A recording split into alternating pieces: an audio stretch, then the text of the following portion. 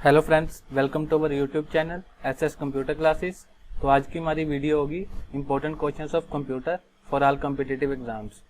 जो भी पंजाब के एग्जाम्स हैं जैसे पटवारी, रेलवे, एसएससी या बैंकिंग एग्जाम्स हैं, उनमें कंप्यूटर पार्ट कुछ ना कुछ आता है, तो वो हम आज डिस्कस करेंगे। तो हम बढ़ते हैं अपने क्वेश्चंस पे।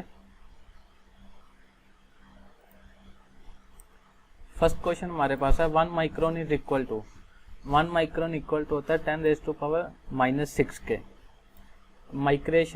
माइक्रोन को हम डिनोट कैसे करते हैं, ये सिंबल है माइक्रोन का। इसको शॉर्ट फॉर्म में लिखना हो तो हम ऐसे डिनोट करेंगे। नेक्स्ट क्वेश्चन हमारे पास है which of the following belongs to first generation computer. First generation computer से क्या चीज़ बिलोंग करती है? UNIVAC, ENIAC, IBM 1401, IBM 8090। तो इसका आंसर हमारे पास होगा IBM 8090। यूनिवैक और एनियाक फर्स्ट जनरेशन कंप्यूटर्स हैं और IBM 1401 जो है वो सेकंड जनरेशन से बिलोंग करती है। अब एनियाक के बारे में पढ़ लेते हैं। एनियाक की फुल फॉर्म है electronic numerical integrator and computer. ये फर्स्ट जनरल पर्पस कंप्यूटर था। और जो यूनिवैक है, यूनिवर्सल ऑटोमेटिक कंप्यूटर, ये फर्स्ट कमर्शियल कंप्यूटर था। तो इस क्वेश्चन का हमारे पास आंसर आ गया IBM 8090। नेक्स्ट क्वेश्चन पे चलते हैं। Incremental compiler is a compiler. Incremental compiler कौन सा होता है? Compile the whole source code which is written in a language that is different from the source language which is written in the same language as the source code. और D option हमारे पास है compiles only those portion of source code that have been modified. Incremental compiler वो होता है जो सिर्फ modified part जो होता है आपके प्रोग्राम का उसको रिकम्पाइल करता है या उसे कंपाइल करता है। रिकम्पाइल भी कह सकते हो। तो मॉडिफाइड पार्ट जो भी होगा आपके प्रोग्राम का, उससे जो भी कंपाइल करता है उसे इंक्रीमेंटल कंपाइलर कहते हैं। नेक्स्ट क्वेश्चन हमारे पास है the mode of communication in which transaction take place in both directions at the same time. वो कम्युनिकेशन का मोड कौन सा है जिसमें ट्रांजैक्शन बोथ डायरेक्शन पे काम करती है एट द सेम टाइम? उसको हम कहते हैं फुल डुप्लेक्स। इसका आंसर हमारे पास आ गया ऑप्शन बी। अब हम बात कर लेते हैं ये फुल डुप्लेक्स, सिंप्लेक्स या हाफ डुप्लेक्स होता क्या। अब आप ये जो फोटो देख रहे हो ये हमारे पास है फुल डुप्लेक्स की। दैट मीन्स दोनों साइड से हम डाटा रिसीव भी कर रहे हैं और सेंड भी कर रहे हैं सेम टाइम पे, तो उसे हम फुल डुप्लेक्स कहते हैं। और ये जो सेकंड फोटो है इसमें आप डायग्राम में देख सकते हो, यहाँ तो हम एक साइड से डाटा सेंड करेंगे तो रिसीव नहीं कर पाएंगे, वहीं सेम दूसरी साइड से अगर डाटा सेंड करेंगे तो रिसीव नहीं कर पाएंगे। तो ये जो हम फोटो देख रहे हैं जिसमें एक टाइम पे डाटा सेंड होगा तो रिसीव नहीं होगा, उसे हम कहते हैं हाफ डुप्लेक्स। दैट मीन्स हम एक साइड से सेंड कर सकते हैं और रिसीव भी कर सकते हैं, लेकिन एक टाइम पे एक ही चीज होगी, तो उसे हम कहते हैं हाफ डुप्लेक्स।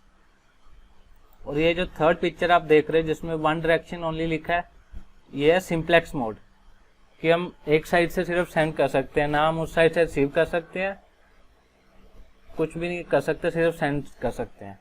तो नेक्स्ट क्वेश्चन पे चलते हैं। नेक्स्ट क्वेश्चन हमारे पास है railway track is an example of. जैसे हमने पीछे टाइप्स पढ़ी, हाफ डुप्लेक्स, फुल डुप्लेक्स क्या है, सिंप्लेक्स क्या है, तो उसी में एक एग्जांपल इसने दी है कि रेलवे ट्रैक कौन सा कम्युनिकेशन मोड है। तो इस ऑप्शन के अकॉर्डिंग हमारा बनेगा हाफ डुप्लेक्स।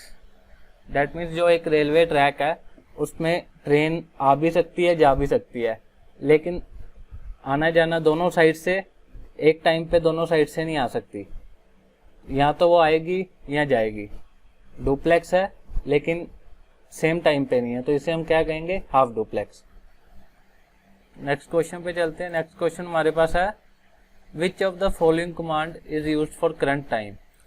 अगर आप लिनक्स या यूनिक्स यूज कर रहे हो तो करंट टाइम के लिए आप कौन सी कमांड यूज करोगे? टाइम। बाकी कमांड्स के बारे में भी डिस्कस कर लेते हैं। ये जो हमारे पास ऑप्शन बी है जिसमें लिखा है VER, इसकी फुल फॉर्म है वर्जन। जब भी हम ये कमांड यूज करेंगे ये ऑपरेटिंग सिस्टम का वर्जन प्रिंट कर देगा, जिससे आपको पता चल जाएगा कि ऑपरेटिंग सिस्टम का वर्जन कौन सा है।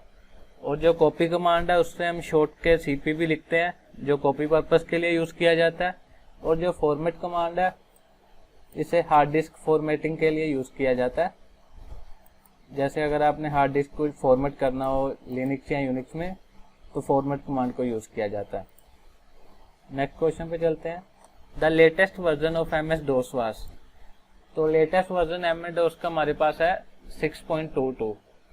इसके बाद विंडोज 95 आई, DOS वर्जन आने बंद हो गए, फिर विंडोज पे आ गए। तो 6.22 कब रिलीज हुआ? अप्रैल 1994 में। उससे पहले रिलीज हुआ 6.0 अगस्त 1993 में, और 5.0 रिलीज हुआ जून 1991 में।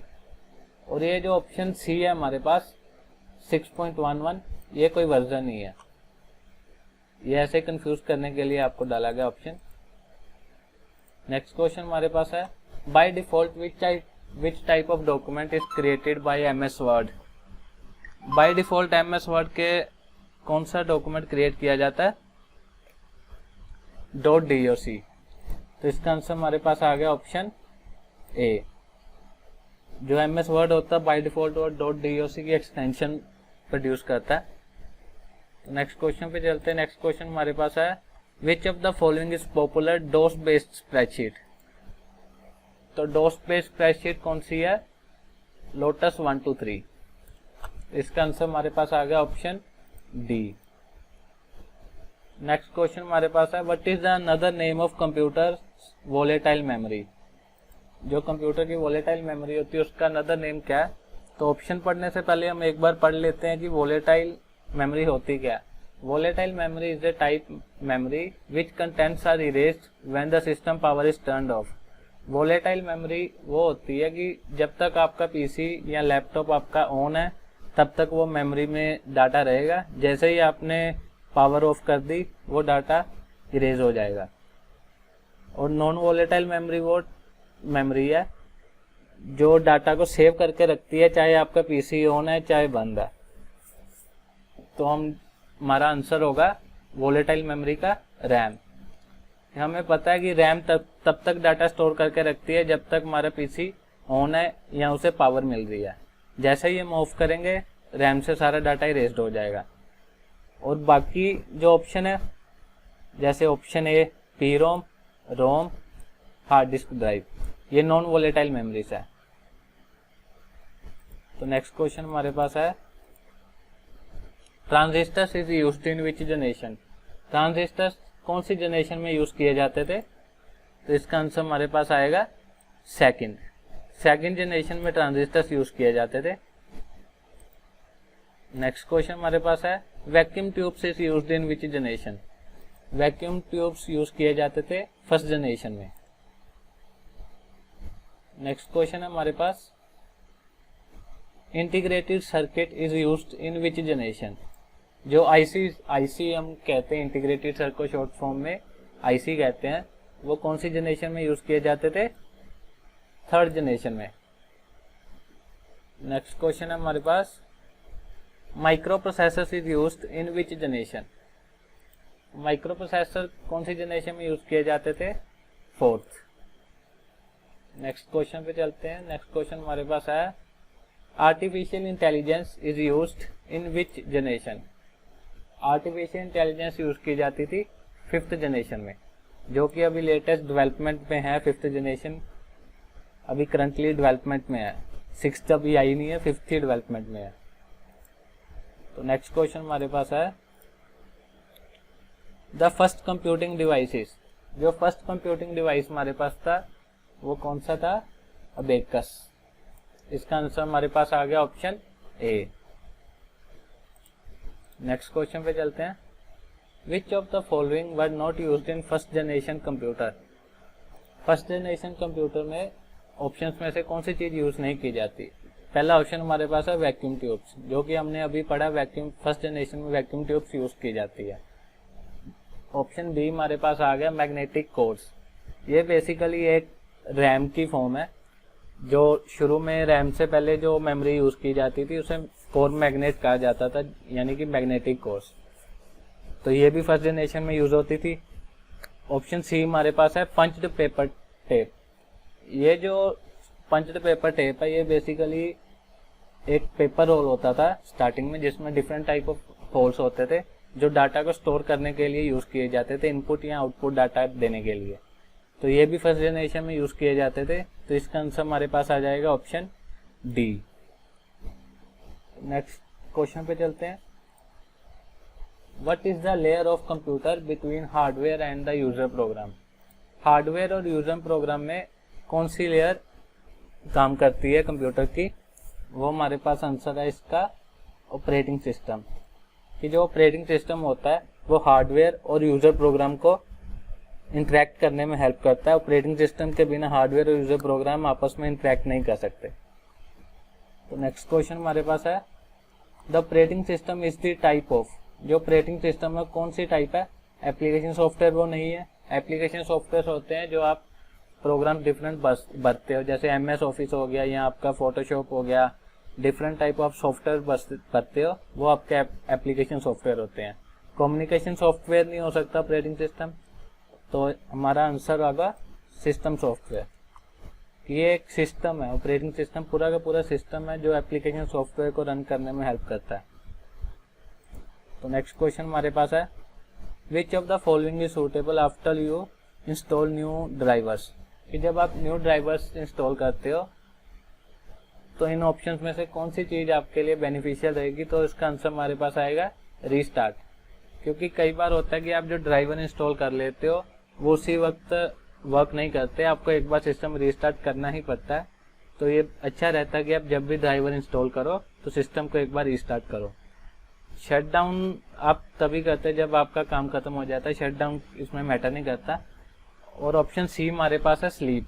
स्लीप में बेसिकली क्या होता है कि आपका सारा वर्क वो शट डाउन तो कर देता है, लेकिन आपका कंप्यूटर शट डाउन नहीं करता। आपका जो भी डाटा होता है वो रैम में स्टोर होता है और ये बहुत ही थोड़ी सी पावर कंज्यूम करता है स्लीप मोड में। तो इसीलिए कई बार अगर आपने थोड़ी थोड़ी देर में लैपटॉप ऑन करना हो तो कई लोग स्लीप मोड में लगा देते हैं ताकि वो बहुत ही कम पावर कंज्यूम करे। और ऑप्शन डी हमारे पास है हाइबरनेट। हाइबरनेट बेसिकली स्लीप जैसा ही वर्क करता है, जो पीसी को प्रॉपर शट डाउन नहीं करता, लेकिन हाइबरनेट मोड में ये कोई पावर भी कंज्यूम नहीं करता। ये सारा डाटा रोम में स्टोर कर देता और कोई पावर कंज्यूम नहीं करता।